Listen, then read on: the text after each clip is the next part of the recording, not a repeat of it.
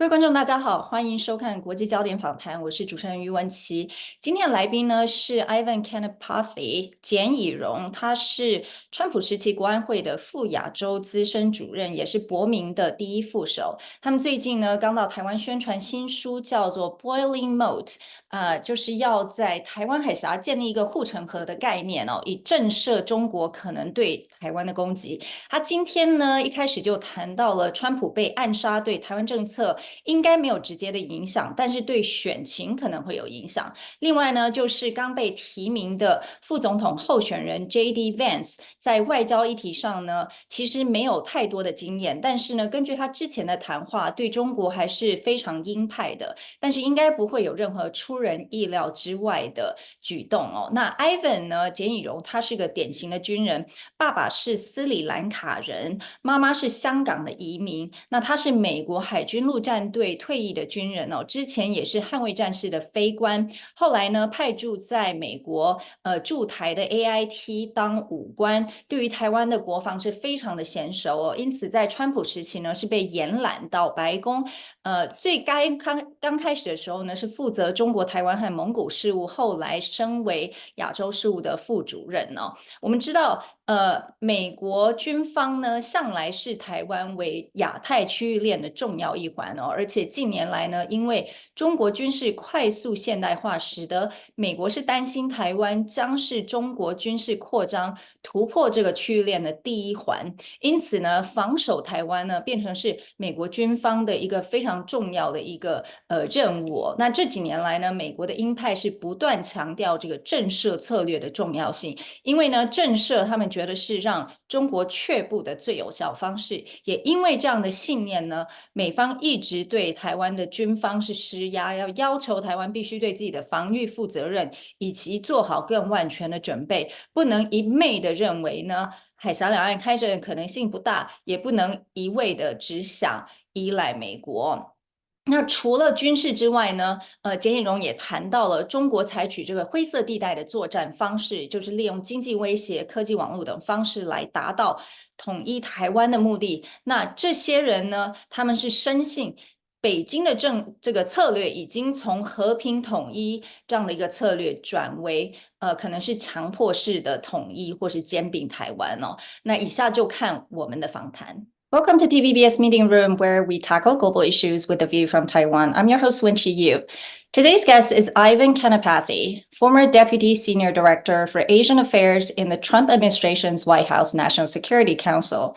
A former Top Gun instructor, Ivan was the military attaché at the American Institute in Taiwan. He's a well-known expert on Taiwan's defense. He recently contributed to The Boiling Moat, a new book about the urgent steps to defend Taiwan. So welcome back, Ivan. Hey, great to be here, Wenqi. All right, we have to start by asking, what do you think about the attempted assassination of former President Trump over the weekend and his VP nominee, J.D. Vance? Any implications on Taiwan or China? So for the first question, no, I don't think any implications on Taiwan or China. I sure hope not. I think it does affect the election, does it? It could affect the election. I think we're still far enough out from the election, right? I think there'll be bumps in polls, but there's a lot more of election season to go. So we'll see what happens. Obviously, big implications for the Secret Service and the job that they do. So maybe there'll be some issues there worked out here in Washington. But I think enough on that. As far as J.D. Vance goes, I think that's one of the widely expected choices that Trump would make. You know, I think there were 2 or 3 names being thrown out there toward the end, and he was one of the leading contenders. So not surprising. I think he's very aligned with Trump's view, especially on domestic economic issues and things like that. He tends to be, from what we've seen, quite hawkish on China. He has made some remarks about Taiwan that I think are largely in line with U.S. policy. He's quite, I think, skeptical about continuing to fund security assistance for Ukraine, which we've also heard from the right. So I think nothing surprising and nothing that's gonna throw, a big difference in where the race is and where people are supporting. Yeah, there's a lot of analysis about what his stance is on China and Taiwan, but he's still a relatively new face in American politics and doesn't seem to have too much foreign policy experience. So we will wait and see. Obviously, they have to win the election first. So we'll turn to the book that you recently contributed to with 2 chapters, The Boiling Moat. I understand that you and the editor, Matt Pottinger, were also in Taiwan maybe about a month ago or 2 to promote this book. So it's really about what Taiwan needs to do to strengthen its deterrence to preempt China's annexation, your chapters in particular. But before we delve into the details, can you share sort of the rationale behind the rising sense of urgency by the co-authors of this book? Yeah, so the editor, Matt Pottinger, was my boss, at the National Security Council, as you know, and we worked for years during the Trump administration, watching very closely what was happening. And I think it's a continuation of what's been happening for years before that and since that. And by what's been happening, what I mean is that deterrence it's eroding, meaning that China is building capabilities faster in a way that would tip the military balance to a point where they might feel much more confident about attempting an invasion. And so the urgency really comes from that sense that we're approaching. So it's the changing capabilities of the PLA.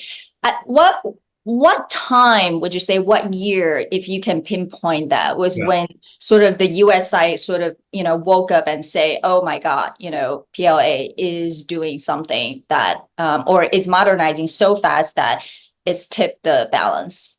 So I would say, folks in the Defense Department identified this more than 10 or 15 years ago. Oh, wow. But as a whole of government, I would say the Trump administration, right, really kind of pointed to this and wrote, a whole new strategy and a whole new policy direction dealing with China in particular, but cross-strait issues being a huge part of that. And we really accelerated, for example, arms sales, security assistance, security cooperation, exchanges, and training with Taiwan. The Biden administration has continued on that path. And the question is, are we moving fast enough to kind of forestall the eventuality? And we've heard like the date Davidson window, or this date that CIA Director Bill Burns has talked about of 2027. That's a Xi Jinping goal, I guess PLA goal of having that capability. And it may not be an exact date, but I think as we approach the end of this decade, the closer we get to it, the more and more worried we have to be. And so that sense of urgency is what's pushing behind writing this book. Yeah, I think I'm a little bit taken aback when you say, sort of the defense folks have had this awareness for about 10, 15 years. Which means this even dated back to maybe before Xi Jinping came to power. So the debate, as we know, in Washington, D.C. has been, or in the world has been, will Xi Jinping actually order to invade Taiwan, regardless of the PLA's capabilities? And you've also said in this book that, Taiwan's military, or at least, some former or even current military ranks don't really believe there's going to be a conflict across the Taiwan Strait. So why do you think there's such a gap in this kind of perception? So there's always been a gap between Washington and the Taiwanese military, for sure, in that perception. But that gap is really narrowed in the last few years. And so most of my observations that you noted date back to when I lived in Taiwan, which was 2014 to 17, and I engaged a lot with senior members of Taiwan's military at that time. I think, in the almost decade since then, a lot has changed. A lot has happened, obviously, on the world stage, whether it's Hong Kong, whether it's, the response to the Nancy Pelosi visit, whether it's, Putin's invasion of Ukraine and how China has been supporting it. those have all led, I think now, I would suggest many more of Taiwan's senior military leaders don't consider it such an obscure possibility anymore. They think of it as a more real possibility. And I think there is work being done to remedy sort of the deficiencies. Well, so in addition to this, hopefully, in a good development in terms of changing perception, you've dealt with Taiwan's MND, Ministry of National Defense, for a long time. And there's also a chapter in this book saying, it has a very stubborn culture and traditions that may not prepare Taiwan to quickly counter a potential PLA attack. So what are the greatest challenges that you think need to be immediately addressed? So I think that Taiwan services operate not that differently than our own. They're somewhat parochial and self-absorbed, if you will. And if you let the U.S. Navy decide in a vacuum what it would want to buy, the most advanced and newest and most powerful ships, and our Air Force would want to buy all the newest, greatest fighters. And so it's no different than Taiwan's military would want that. In the United States, we have I think a lot more civilian control on top of the military that has influence and has some expertise to input into that. And I think in Taiwan, there's less of that. Less involvement, so a bigger divide between civilian and the military sectors. And I think that's what is being corrected and really needs to be corrected. And why do you think there's that divide?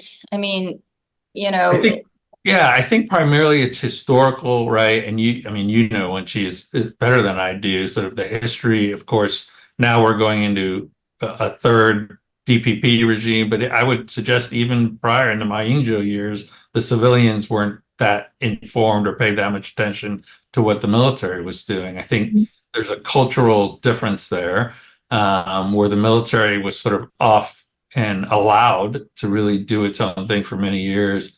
And I think a realization now that, political leadership needs to play a bigger role.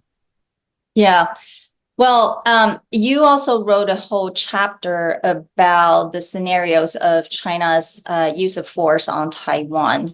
I have to say, I had goosebumps when I was reading through the chapter, and I'm really hoping none of it would happen to Taiwan. But can you just sort of lay it out there, some of the scenarios that you think might happen in the case of a China invasion? Yeah, I think the one sort of most obvious one, and we shouldn't ignore it because it is the most obvious one, and in my view, probably the highest potential, although still a few years away, is the invasion scenario. And I think the lesson from Ukraine that I would take, and I would assume Xi Jinping has taken, is that he really needs to use overwhelming force to achieve his goals quickly, which is what Vladimir Putin failed to do, right?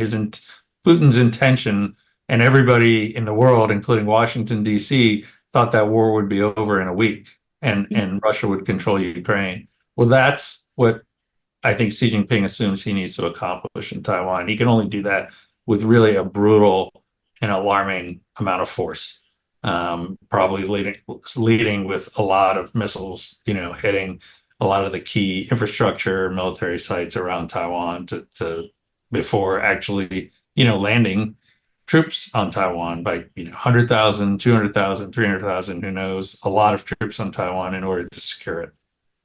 So it sounds like it's contrary to some other analysts speculate that instead of taking, for example, the islands outside of Taiwan, or blockade or other tactics, it sounds like you suggest that she will basically be very determined and deploy lots of forces, and in one take, just want to take over Taiwan. Is that right?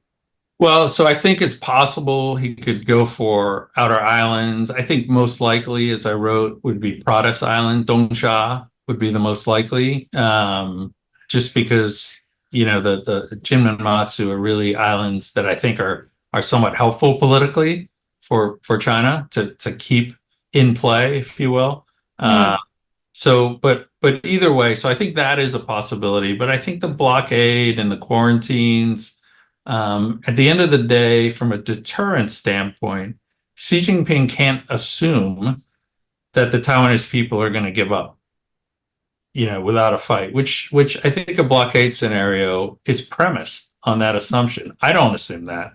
I have a lot more faith. I've, been lived in Taiwan for 3 years and visiting there often ever since.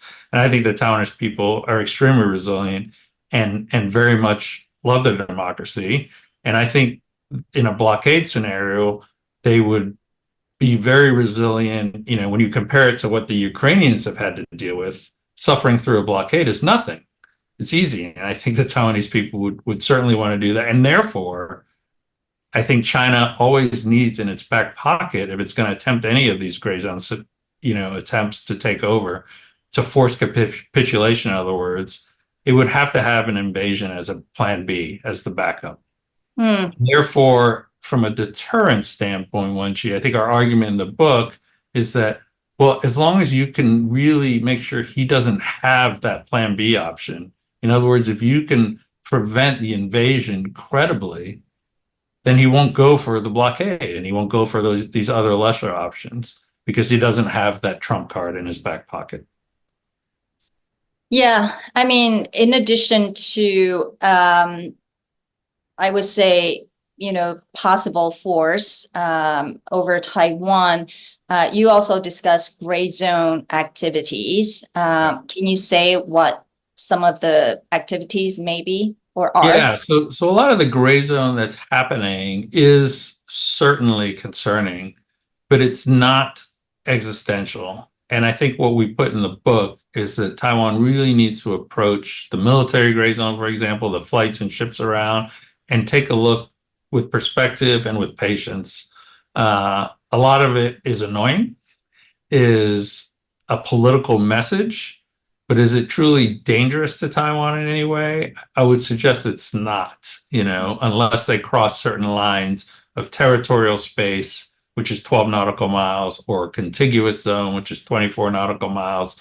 Then I think concerns arise. But sort of activities a little further out than that, whether it's the center line or the ADIZ, maybe we shouldn't be paying as much attention to those. Yeah, I thought that was really interesting in your book when you discussed that crossing the center line, because in Taiwan, it's, almost like a daily news now, how many bombers cross the line, etc. But you do not believe that matters as much. You don't even think the center line is truly the center line, right? That's right. I mean, it's sort of a figment left over, like the ADIZ, from the Cold War, when the political situation was quite different, and also the military balance was quite different. I mean, I think most people, at least in Taiwan, know that, in the 1960s, Taiwan was flying U.S.-made U-2 aircraft over China. And so, there's a little bit of this idea of like, apparently it was okay some number of years ago when the military balance was the other way for Taiwan to infringe literally over China's mainland. But for some reason, China can't even cross in international waters, right, over some artificial center line. Yeah. So it sounds like it's more sending political message rather than real threats, military threats. That's right. That's exactly what it is, Wenqi. I mean, we have to be aware that China can lob 2,000 missiles at Taiwan tomorrow without launching a single plane or launching a single ship. So the ships and planes, while important, they're not necessarily indicative of the threat. Yeah, I hope this message gets out more beyond just sort of the Taiwanese audience. Obviously, Taiwanese are sort of numb and used to it, but the international media seems to play out this, how many bombers cross the center line and, as a threat to Taiwan when, perhaps overlooking what the other signals that China is sending, that's more important. I want to switch some perspectives. Obviously, this book is written collectively by a lot of experts from different parts of the world, including one from Taiwan, Enoch Wu. However, I think critics of the book center on this sort of alarm-sounding approach to the Taiwan Strait and a very U.S.-centric view of the Indo-Pacific region, or the Taiwan Strait, or China. And so there are questions, of course, the noise has been there, sort of how much more does the U.S. want Taiwan to do in order to satisfy the demands of the U.S.? So how would you respond to that? Yeah, I mean, look, the editor and one of the main co-authors was Matt Pottinger, and then I wrote 2 chapters. So we're former U.S. national security officials, and we think unapologetically about an angle, the viewpoint from U.S. interests. But I would suggest very strongly, and then there are authors from Europe, Israel, Japan, and like you mentioned, Taiwan. Also, their viewpoints included in the book. But I would suggest that those interests overlap from all those countries, and that's what we've tried to show. I would push back a bit, because really the premise of the book, at least the chapters that I wrote for sure, are like, look, Taiwan needs to demonstrate that it wants to defend itself. And that's how it will get the United States to defend Taiwan. Like, not just, the promises of like, do we have a defense treaty or strategic ambiguity or clarity? Like, those are all words, right? I mean, but actually doing it matters. And the example I would give you is when, at the very beginning of the war in Ukraine, when apparently we went to President Zelensky and offered him a ride, and he said, I don't want a ride, right? He said something like, I want more weapons, right? If Taiwan does that, the United States and its allies will be there. If Taiwan says, I give up, then that's fine. Also, not fine. It's not what we want, but like, there's nothing more we can do. And that's more the premise of the book, I think. It's not about what Taiwan's doing for America. It's what Taiwan's willing to do for itself. Yeah, I think it's a valid point, but I also have to ask, which is a lot of Taiwanese people ask, given how much Ukraine has shown its strength and determination to defend its own country, its own land, it seems that the U.S. in the end, its commitment is dwindling. So then again, right, it comes another argument, which is, do you rely so much on this approach, which is alignment with the U.S. military defense, etc., or do you try to have a dialogue with Beijing, which may provide another kind of security? I don't know if you have a view on that. I kind of know what you may say. Yeah, I mean, I think this goes back to my previous comment, which is like, I don't believe that's where the Taiwanese people are. I think the polling that I've seen over the years shows more and more that the Taiwanese people do not want to live, under sort of a greater China that is ruled by the Chinese Communist Party, no more than the people of Ukraine want to live under, Vladimir Putin. And so they are willing to fight very hard on their own, with our assistance, but fight on their own. And so I think it's a good question, that the Taiwanese people obviously ultimately have to make that decision. But my observation is they are increasingly unwilling to join in a political union under the current leadership of China.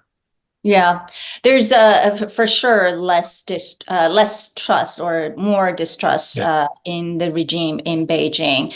However, going back to sort of strengthening Taiwan's defense and deterrence, there's also an argument that focusing on arming Taiwan and essentially building this military blocks in the Indo-Pacific region may not be viewed, of course, not viewed favorably, but by Beijing, but be viewed as a provocation in the eyes of Beijing. So how do we make sure that we strike the balance? It is truly deterrence, not provocation. Yeah, I think that's a really important point to raise. And I think all the military buildup, if you do it, without too much fanfare, but you have to do it and you can't compromise on it. You know, the true capabilities that are needed in a quality way and in quantities as needed. You do what you have to do, and China will take the lessons it needs to. I don't think it would be provoked. I think it would be deterred. Now, if you do things very loudly and that are more about political signaling without the military assistance, you know, that needs to come, then that's really, I think, the problem. And it's about, you know, speaking softly and carrying a big stick, I guess, is better than doing the opposite. Can you give some examples when you say speaking loudly, political rhetoric? What may be some of the examples? Well, I think, you know, there are definitely, you know, the United States doesn't support any change in the status quo, right? You know, and I'll be speaking for myself now that I'm not in government, but I think any indications that Taiwan would want to change legally their status, you know, whether you call it independence or something else, short of that, would be considered a change in the status quo and probably unnecessary at this point, right? And it's if for example in Ukraine, if everybody believed and Putin believed that Ukraine could resist, he wouldn't have launched the invasion, but he believed that he could succeed. So I think ultimately it's still the majority of the decision falls on that evaluation of whether he thinks he can succeed in taking over militarily. And what would be considered as provocation? What would be the examples that you think will be crossing the line? I think any further shift toward, you know, independence, you know, I think anything Taiwan would do, for example, toward building a nuclear weapons program, we've seen that in the past. That's something I think China would react very strongly to, and maybe launch an attack for that. Again, like we talked about independence, but I think the red lines, the true red lines, are actually relatively few. And they like to say everything's a red line, but as we've seen historically, we've crossed a lot of those red lines over the last few years, and China hasn't responded, at least not responded. What were some of the examples that we've crossed the red lines? We've obviously sent, you know, cabinet level officials. We've sent the Speaker of the House over to Taiwan. There's a lot more congressmen going over. And while the gray zone things happen, again, I would challenge you to point to what actual permanent damage or anything significant that has changed from the response from China. I don't think anything significant. We've also done things like station Marines at the American Institute in Taiwan, right? That was a huge red line. Even selling new F-16s to Taiwan was a red line for over a decade. That, you know, the Obama administration refused to cross because China warned them against it. And then we crossed it. And you know what? That actually enhances deterrence. So we were afraid of provocation in that case, and we delayed something that would have helped with deterrence. And we got into this deterrence deficit as a result during that time period. Yeah, so in some way, the U.S. is testing Beijing as well. So if there is a second Trump administration, you know, because this book has many recommendations and some are really good.